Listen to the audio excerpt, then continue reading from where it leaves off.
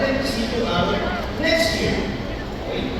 For our next year, ano yung tawag namin?